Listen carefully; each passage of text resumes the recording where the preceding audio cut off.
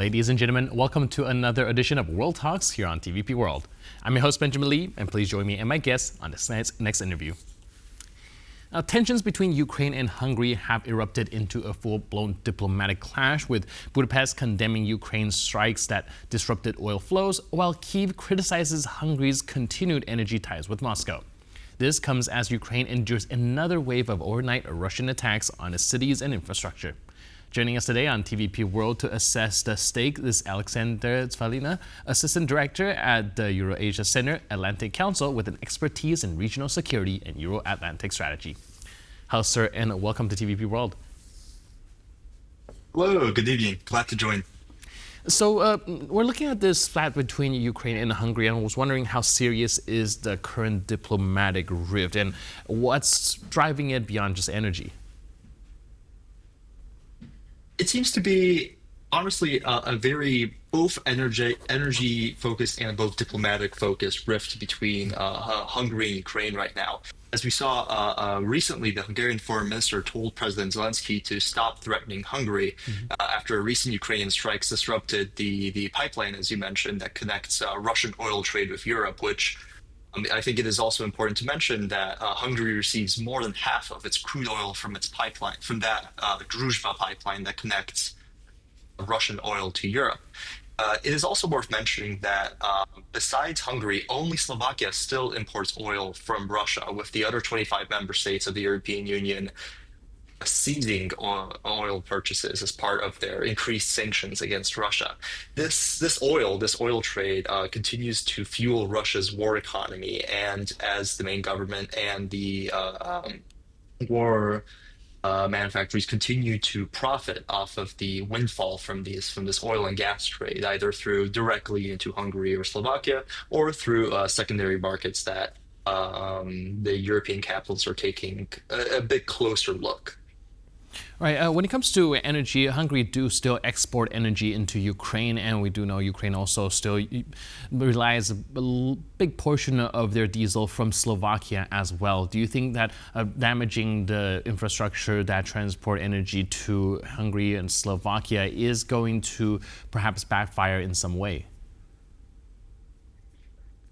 Again, it's worth mentioning that these are the only two remaining states in the European Union that still import Russian oil and gas, or Russian oil in particular. And even though Ukraine does benefit from does receive energy imports from Hungary and from Slovakia, this shouldn't come this shouldn't limit Ukraine's ability to strike into this critical infrastructure within Russia that Russia and Moscow uses to supply its war machine.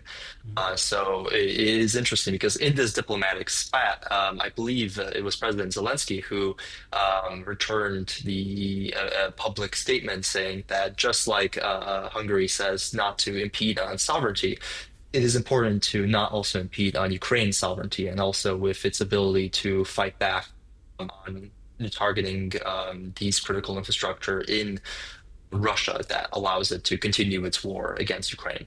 Right. And recently we've seen the discussions went down between the European world leaders as well as President Zelensky in the White House with Donald Trump. Reportedly, Trump gave Orbán a phone call asking him why he's been blocking Ukraine's accession into the European Union. Do you think that these strikes and the current tension might give them a convenient excuse to continue what they're doing? The continued estrangement, as you mentioned prior, between Budapest and Kyiv, it is part of a larger pattern between Hungarian Prime Minister Viktor Orbán refusing to join his EU member state leaders and compatriots in providing Kyiv with not only political, economic, but even symbolic support. And I think this is something that is very much noticed in Kyiv, especially as these discussions for EU accession and Ukraine's membership in the European Union are continuing, as Viktor Orbán and Hungary have been either slow rolling or vetoing a lot of these key steps in EU's accession. And where that relates to the meeting with European leaders in Washington, I believe this is something these European leaders can pressure Hungary, or at least make the transition of energy easier for these for Hungary and for Slovakia. But currently, it seems like this argument from the Hungarian end is done in rather poor faith towards Kiev and Ukraine.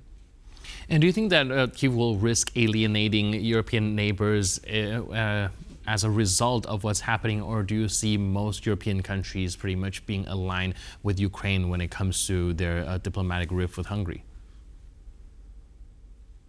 I think the continued diplomatic rift with Hungary is definitely has been continuing for the past couple of years as Brussels and as Budapest continue to distance themselves on matters of taking stronger sanctions and stronger measures, economic measures against Russia, but also in terms of the accession of not only Ukraine but also Moldova.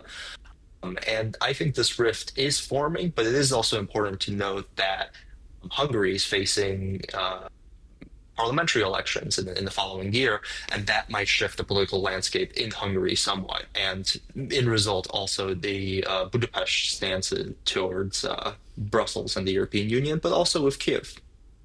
And while overnight we're still seeing Russian attacks targeting Ukrainian cities, do you think that these are any more signs of escalation before the deadline that is imposed by Washington?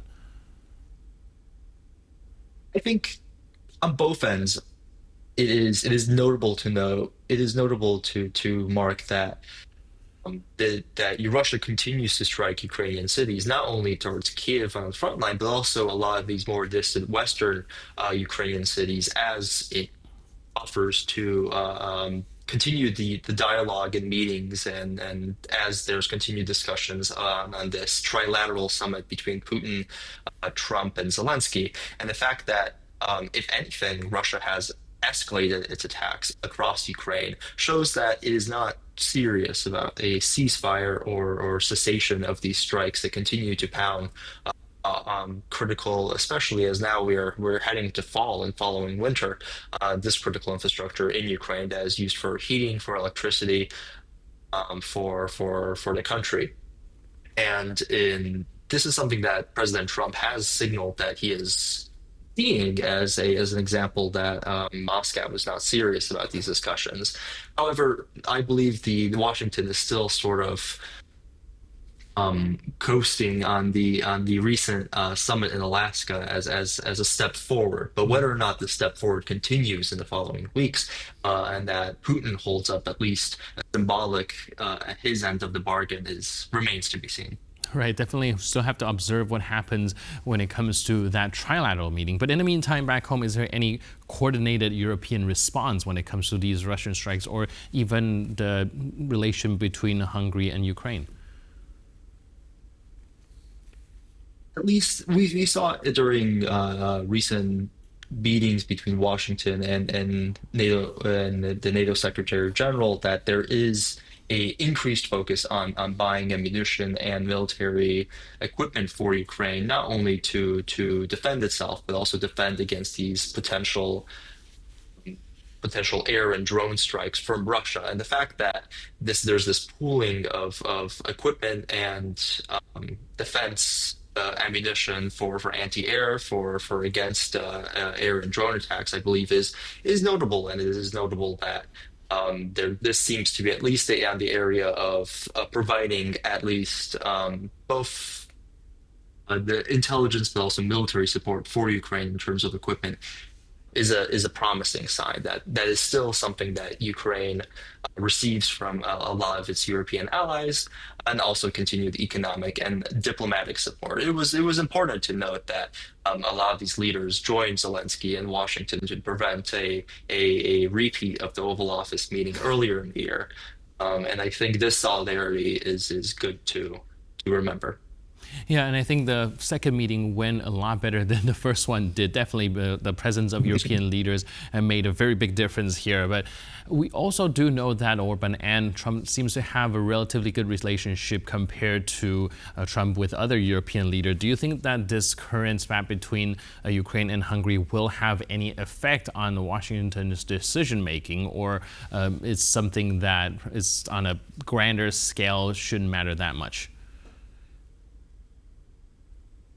I think President Trump has gathered a number of allies across Europe, as we've seen, for example, with the Italian Prime Minister Giorgia Meloni, who also joined the European leaders. I think, though he listens to the concerns of Viktor Orban, even I believe there was a letter circulating from the Hungarian side of Orban writing a letter to Budapest, writing a letter to Trump, talking about the strikes in the Druzhba pipeline and an alleged Trump response to that, indicating displeasure.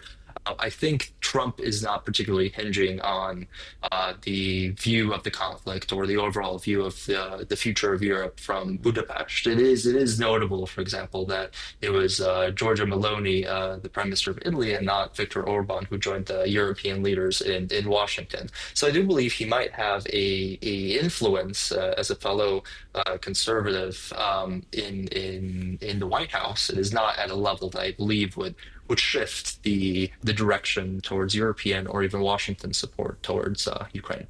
Right. In the meantime, we'll have to see whether the spat between Hungary and Ukraine starts to simmer down, or will it escalate into something bigger. But thank you so much for your input and insight. Really appreciate it. And thanks for being with us on TVP World. Thank you. Cheers. And thank you for tuning into this edition of World Talks. But for more news, update, and commentary, please stay tuned to TVP World.